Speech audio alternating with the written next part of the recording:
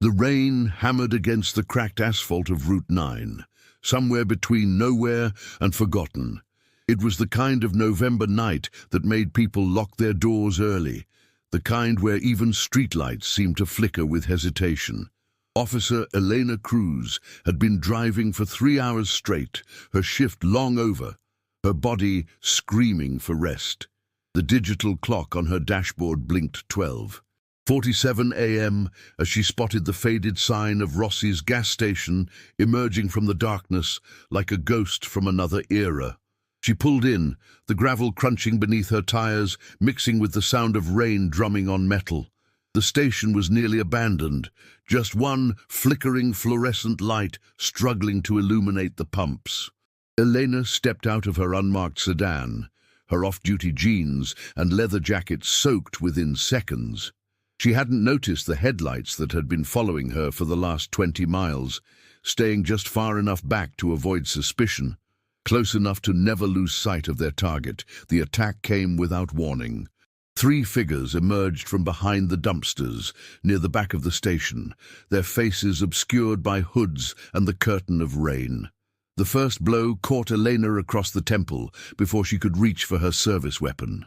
Her vision exploded into white stars as she stumbled backward, her keys falling from her grasp and disappearing into a puddle. The second attacker grabbed her from behind, his arms crushing the air from her lungs, while the third kicked her legs out from under her. She hit the ground hard, the mud and oil-stained concrete greeting her with brutal indifference. Her badge, clipped to her belt, tore free and landed face down in the muck. Elena tried to fight back, her training kicking in through the haze of pain. But there were too many of them. They dragged her behind the gas pumps, away from the road, away from any chance of help. Her radio, still clipped to her jacket, crackled with static before one of the attackers ripped it free and smashed it against the concrete. These weren't random criminals. Elena recognized the tattoo on one attacker's wrist as he raised his fist again, the same marking she had photographed during a drug bust just 6 days earlier in the Bronx. She had been part of a task force that shut down a distribution network, arrested 14 men, and seized nearly $2 million in product. Apparently, someone wanted to send a message about what happened to cops who got too close. The beating continued with methodical cruelty. They weren't trying to kill her quickly, they were making her suffer, making her regret every arrest warrant she had signed, every door she had kicked down, every dealer she had put in handcuffs. Elena's consciousness began to slip, the rain and her own blood mixing on her face until she couldn't tell where one ended and the other began. Her last coherent thought was of her mother, who had begged her not to become a cop, who had cried the day she graduated from the academy. Then came the sound of tires on gravel, smooth and deliberate. The attackers paused, their attention shifting to the sleek black Maserati that glided into the station like a predator approaching wounded prey. The car was immaculate despite the storm, its dark windows revealing nothing of who sat inside. It stopped near the pumps, engine purring with expensive precision, and for a moment everything hung suspended in the rain-soaked night. The driver's door opened. A man stepped out with the kind of confidence that comes from never having to prove anything to anyone.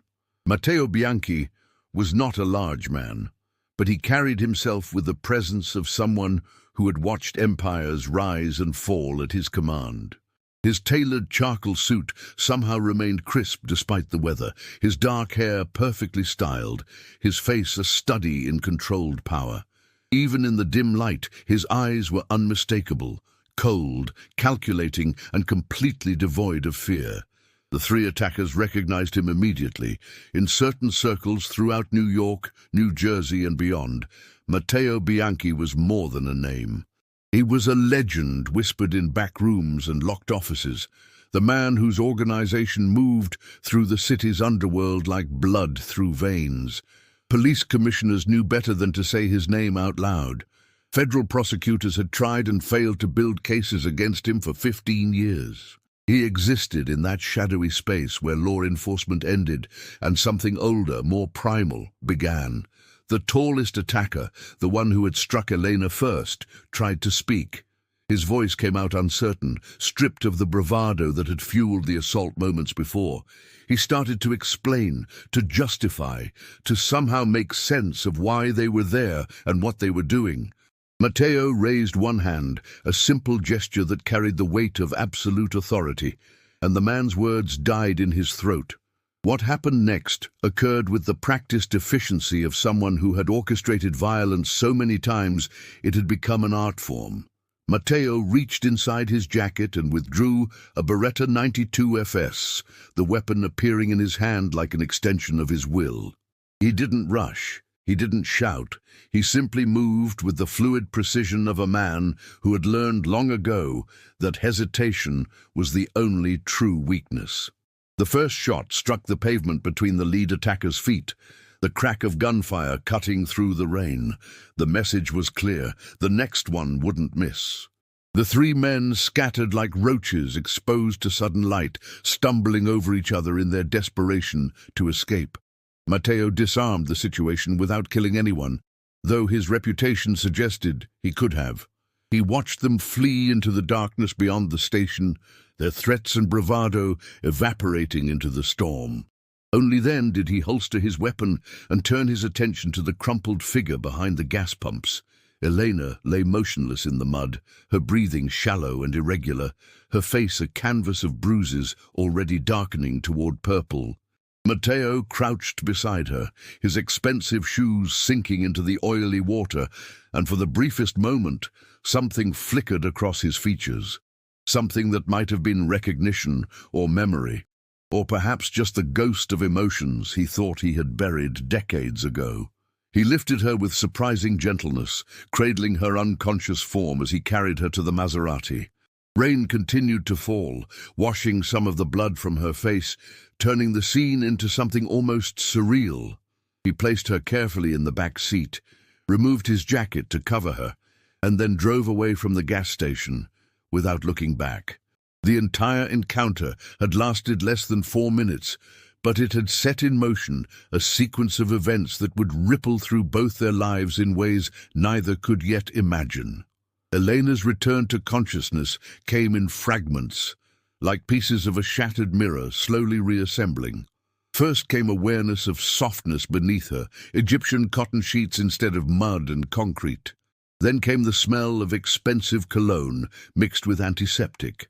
Her body screamed with pain as she tried to move, every muscle and bone reporting its own catalogue of damage. Her eyes opened to find herself in a bedroom that belonged in an architectural magazine. High ceilings, tasteful artwork, floor-to-ceiling windows, revealing a view of Manhattan that suggested serious wealth. Panic set in immediately. Her training kicked through the fog of confusion and pain.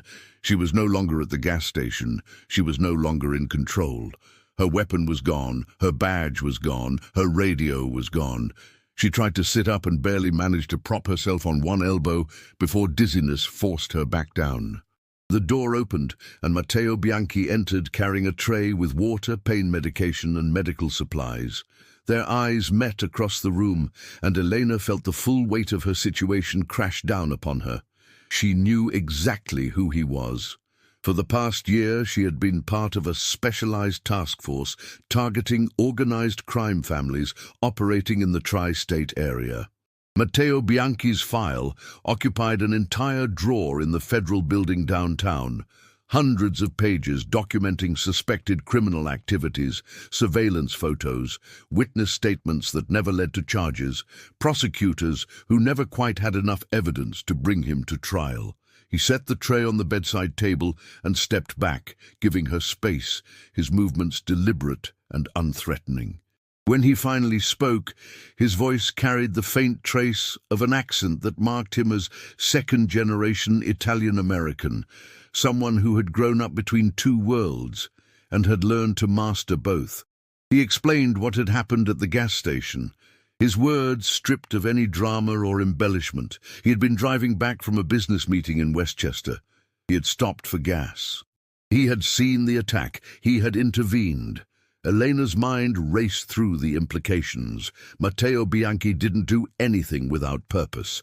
Men like him didn't save police officers out of the goodness of their hearts. There had to be an angle, a scheme, some way he intended to use this situation to his advantage. Maybe he would demand she provide inside information about ongoing investigations. Maybe he would photograph her here, in his home, and use the images to discredit her career. Maybe this was all an elaborate setup for something she couldn't yet see. But as the hours passed and morning light began to filter through the windows, none of those scenarios materialized. A doctor arrived, discreet, professional, clearly accustomed to asking no questions. He examined Elena's injuries with practiced efficiency, confirming what she already suspected: 3 cracked ribs, extensive bruising, a mild concussion, and various lacerations that would heal but leave scars. The doctor left medication and instructions, then disappeared as quietly as he had come. Matteo remained mostly absent, appearing only to ensure she had everything she needed. Food arrived at regular intervals, simple, nourishing meals that suggested someone understood the reality of recovery. Elena found herself alone with her thoughts in a gilded cage. Her phone returned to her, but clearly monitored, her freedom technically intact, but practically constrained by injuries that made walking more than a few steps an exercise in agony. She used the time to observe, to gather intelligence the way she had been trained. The villa was located in Alpine, New Jersey, one of the wealthiest zip codes in America, where property started at 10 million and privacy was purchased in acres and high walls. Through the windows, she could see manicured grounds, a swimming pool that probably cost more than her annual salary, and in the distance, security personnel moving with the casual alertness of former military. This wasn't just wealth. This was power insulated and protected by layers of money, influence, and strategic planning. On the 3rd day, Elena was strong enough to walk to the library on the villa's 2nd floor. She found Matteo there, reading the Wall Street Journal, a cup of espresso cooling on the mahogany desk beside him. He looked up as she entered, but didn't speak, simply gestured to a chair opposite him. She sat, every movement a reminder of what had happened, and for a long moment they simply studied each other across the expanse of expensive furniture and inherited privilege. Elena broke the silence first.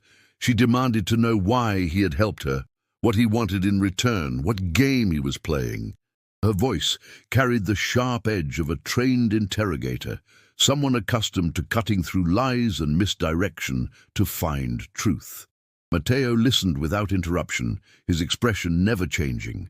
And when she finally finished, he offered her an answer that made no sense within the framework of how she understood the world.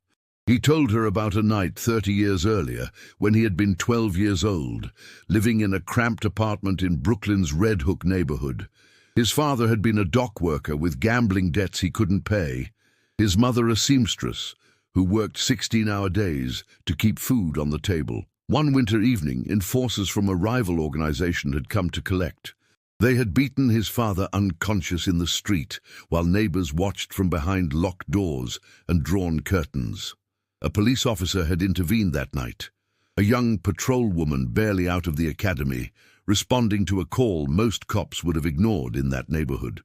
She had radioed for backup, had placed herself between the enforcers and his father, had quite possibly saved his life. Matteo had watched from his bedroom window, a 12-year-old boy learning lessons about power, protection, and the complicated mathematics of debts that could never be repaid in currency. That officer had died 3 years later, killed during a robbery at a convenience store, her name added to the memorial wall at one police plaza. Matteo had attended her funeral from a distance, an anonymous teenager in a crowd of mourners, already being shaped by the family business he would eventually inherit and transform. He had never forgotten her face, never forgotten the principle she represented, that sometimes, in a world built on transactions and alliances, there existed brief moments where people acted simply because it was right. Elena listened to this story with the skepticism of someone trained to doubt every convenient explanation. But something in his delivery, in the careful way he chose his words, suggested truth. She began to understand that Matteo Bianchi existed in a space more complex than the simple criminal-civilian binary she had been taught at the academy.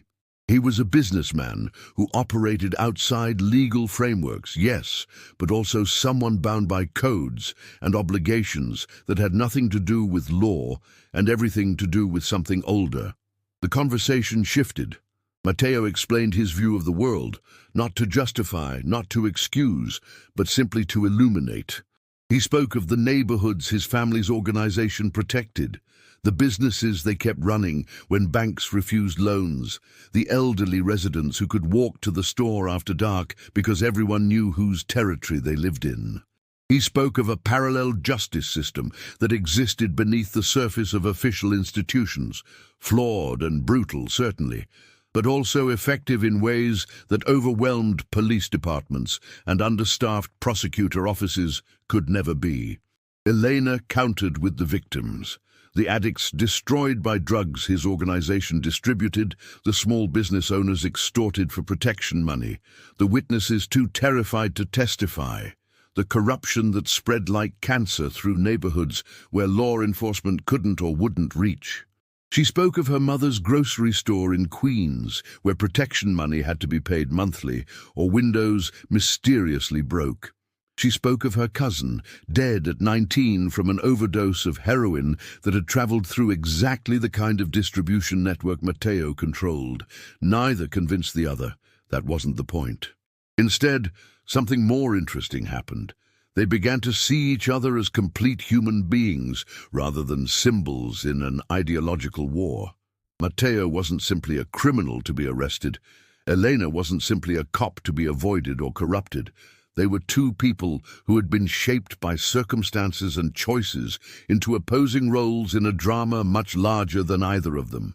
Over the following days, an unlikely understanding developed. Elena recovered her strength, moving through the villa with increasing independence. Matteo arranged for her car to be retrieved and repaired, for her destroyed radio to be replaced, for her badge to be cleaned and returned.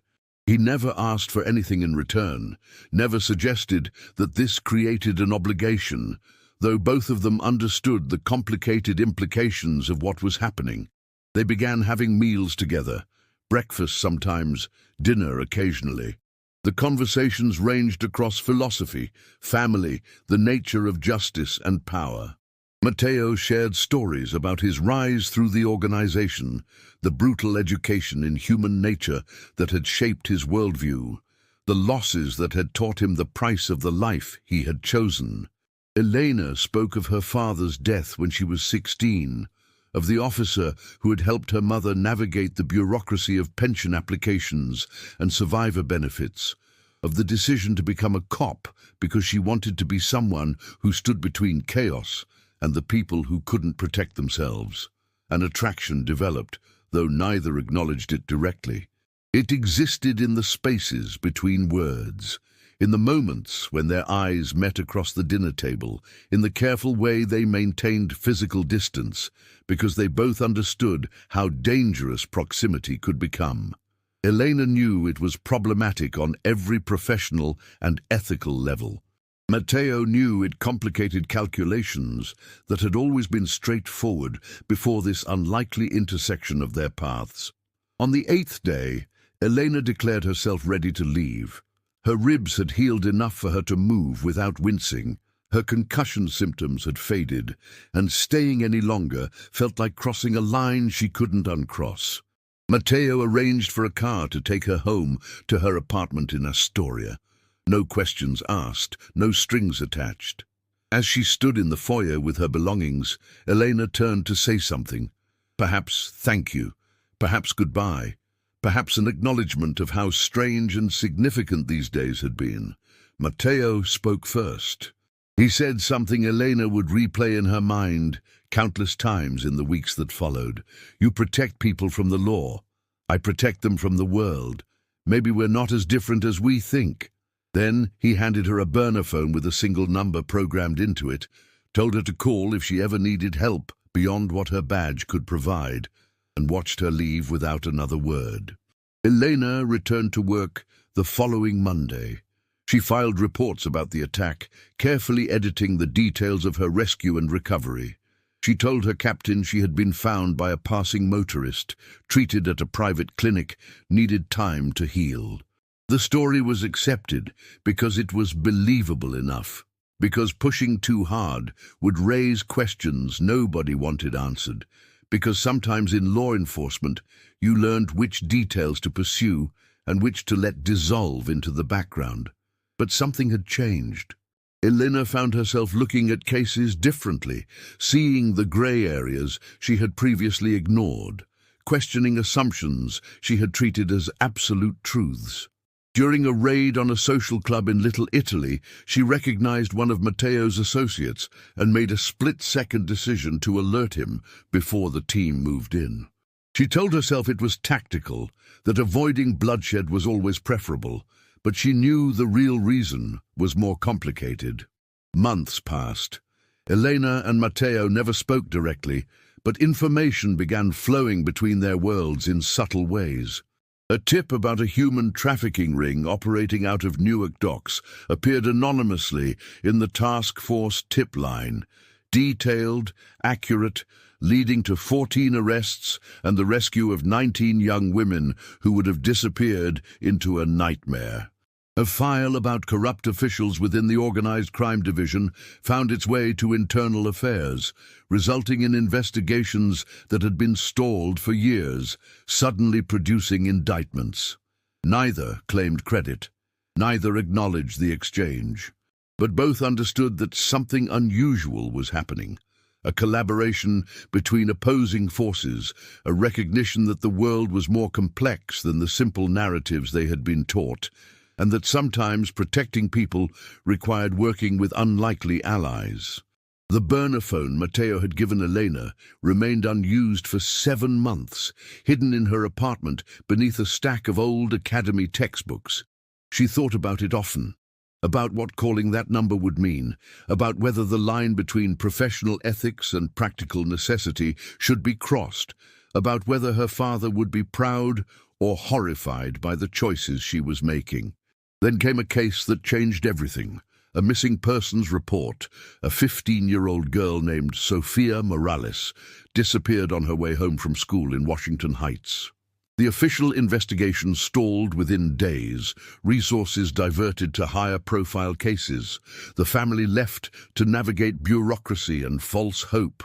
Elena caught the case by accident, saw something in the mother's eyes that reminded her of her own mother, and decided this was worth the risk. She called the number. Matteo answered on the first ring, as if he had been waiting for exactly this moment. Elena explained the situation, the missing girl, the dead-end leads, the clock ticking towards statistics that said every hour decreased the chance of finding her alive. She didn't ask directly for help. She simply presented the facts and waited. Matteo's response came within hours. His organization's reach extended into corners of the city where police couldn't go without triggering violence or silence. Word went out through channels that existed parallel to official communication networks. Bartenders and doormen, taxi dispatchers and store owners, the invisible infrastructure that held neighborhoods together. Within 24 hours, they had a location. A human trafficking operation moving through a warehouse in Hunts Point, scheduled to transport 4 girls, including Sophia, to destinations unknown within the next 6 hours. The problem was jurisdiction and evidence. Elena couldn't organize a raid based on information from a Mafia boss without destroying her career and any chance of prosecution. Matteo couldn't act directly without starting a war that would spill innocent blood across multiple neighborhoods. They needed a third option, something that existed in the space between their 2 worlds. They met in person for the first time since Elena had left the villa, choosing neutral territory, a coffee shop in the Bronx that catered to an early morning crowd of construction workers and nurses ending night shifts. Elena arrived first, claiming a corner booth with sightlines to all entrances. Matteo arrived 10 minutes later, alone, dressed down in jeans and a casual jacket that made him look like any other working professional, rather than one of the most powerful criminals on the East Coast. The plan they developed was risky, probably illegal, and completely outside any official protocol Elena had sworn to uphold. Matteo's people would create a distraction, a fire alarm at a building 3 blocks from the warehouse, nothing dangerous but enough to draw attention and resources. Elena would receive an anonymous tip about suspicious activity at the warehouse location, giving her probable cause to investigate. She would bring a tactical team, but the timing would ensure the traffickers were caught in the act with the victims present, making arrests and prosecutions straightforward. It worked perfectly. The raid went down at 4:47 a.m. on a Tuesday morning in early September. Sofia Morales was found along with 3 other girls, ranging in age from 14 to 17, locked in a storage room awaiting transport. 6 traffickers were arrested, later prosecuted, and sentenced to a combined 138 years in prison. Elena was commended for excellent police work. Matteo's name never appeared in any report or file, but they both knew the truth. They had crossed a line together, formed an alliance that existed outside the boundaries of law enforcement or organized crime. Sofia went home to her mother. The other girls were returned to their families. Justice had been served, even if the methods would never appear in any procedural manual or training guide. Elena and Matteo continued their unlikely partnership. It remained unspoken, unofficial, completely deniable by both parties. Sometimes months would pass without contact, other times information would flow weekly. Tips about drug shipments, locations of fugitives, warnings about corrupt officials or internal betrayals. They operated in the shadows between their respective worlds, finding problems they could only solve together, protecting people who existed in the blind spots of both law enforcement and criminal organizations. Their relationship deepened in ways neither had anticipated. The attraction that had begun in the villa never disappeared, but it transformed into something more complex. Respect, recognition, a profound understanding of how damaged and complicated they both were. They met occasionally, always in public places, always maintaining the careful distance required by their positions. Coffee became dinner, became occasional walks through parks where anonymity was possible. Elena's mother noticed the change in her daughter, asked questions that Elena deflected with practiced skill. Her captain noticed she was solving cases that had previously seemed impossible, but the results were too good to question too deeply. Matteo's organization noticed their boss's unusual preoccupation with law enforcement activities, but nobody questioned Matteo Bianchi's decisions to his face. 2 years after that night at the gas station, Elena was promoted to detective, her clearance rate and commendations making her one of the rising stars in the department. She accepted the promotion, knowing that much of her success came from sources and methods she could never acknowledge, that her career was built partly on compromises that would destroy everything if they ever came to light. Matteo expanded his organization's operations, moving increasingly into legitimate businesses while maintaining the criminal infrastructure that had built his empire. He made strategic decisions that sometimes seemed to contradict pure profit motive, refusing certain contracts, avoiding involvement in specific neighborhoods, maintaining boundaries that his advisors couldn't fully understand. He never explained that these decisions were influenced by a police detective who had helped him see the human cost of choices he had previously calculated in purely financial terms. They never became lovers, though the possibility hung between them like smoke. Both understood that crossing that final boundary would compromise everything they had built, would transform their unlikely alliance into something that could be exploited or destroyed. So they remained in that liminal space, not quite friends, Not quite partners, certainly not enemies, but something unique that had no name in either of their worlds. The night everything changed began ordinarily enough. Elena was working late, reviewing files for a case involving witness intimidation in a racketeering prosecution. Her phone rang. Not her work phone, not her personal phone, but the burner Matteo had given her years before. His voice was different, stripped of its usual control, carrying an edge she had never heard before. His sister had been kidnapped. Maria Bianchi, a civilian who taught elementary school in Staten Island and had nothing to do with the family business, had been taken by a rival organization attempting to leverage Matteo's power for their own purposes. The kidnappers had made their demands clear: surrender control of 3 key territories, or Maria would be killed within 72 hours. Matteo could have responded with violence, could have mobilized his organization for a war that would have turned multiple neighborhoods into combat zones.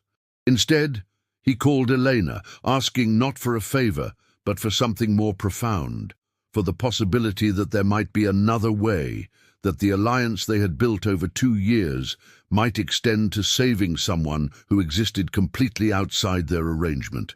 Elena understood immediately that this was the test of everything they had created together.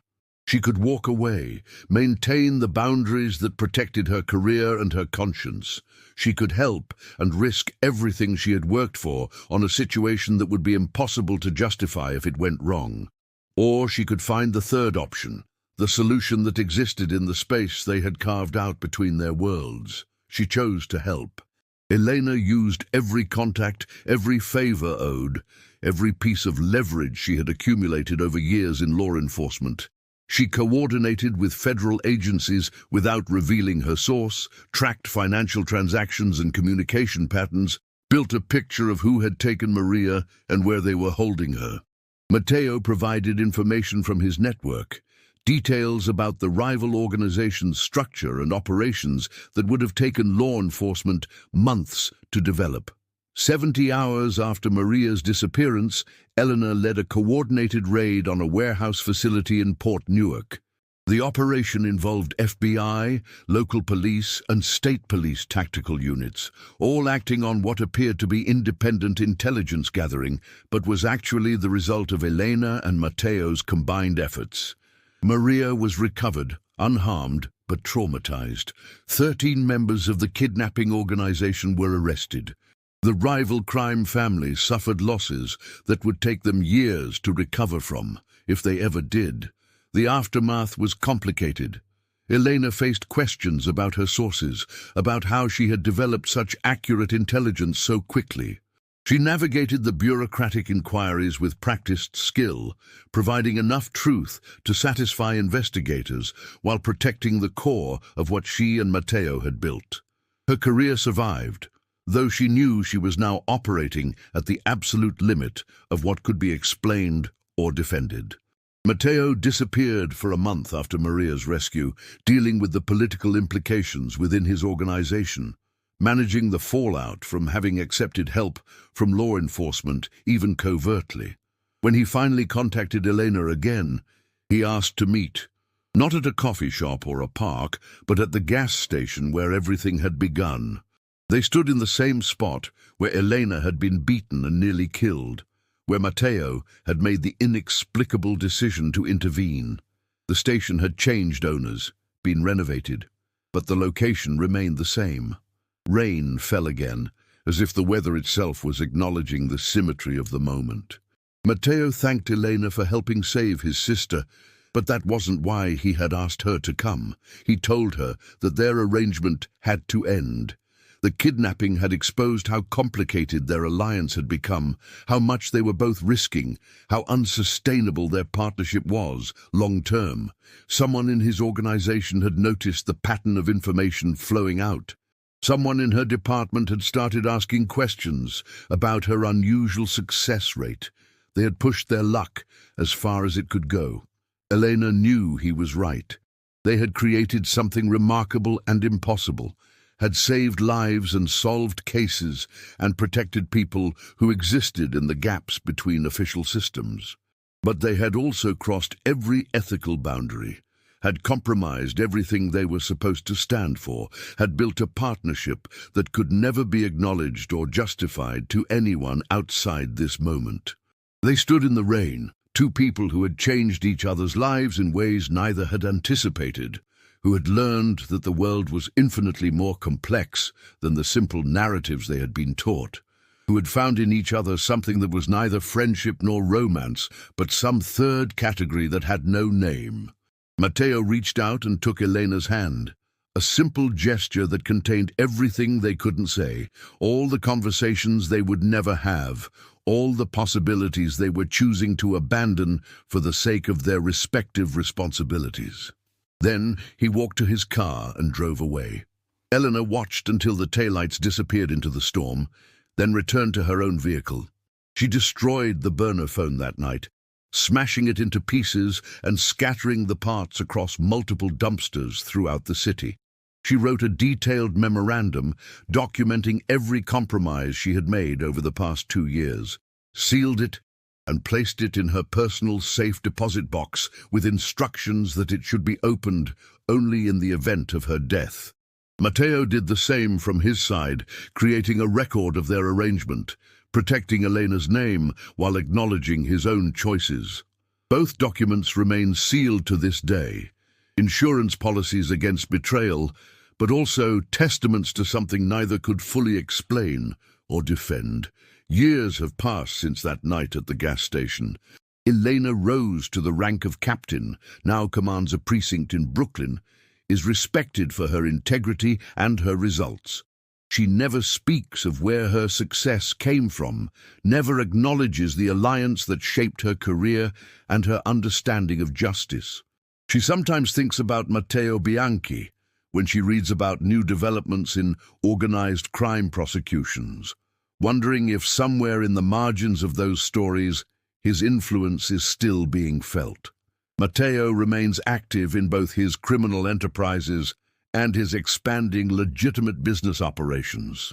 He never married, never formed another alliance that came close to what he had with Elena. His organization continues to operate according to principles that sometimes seem inexplicable to his associates.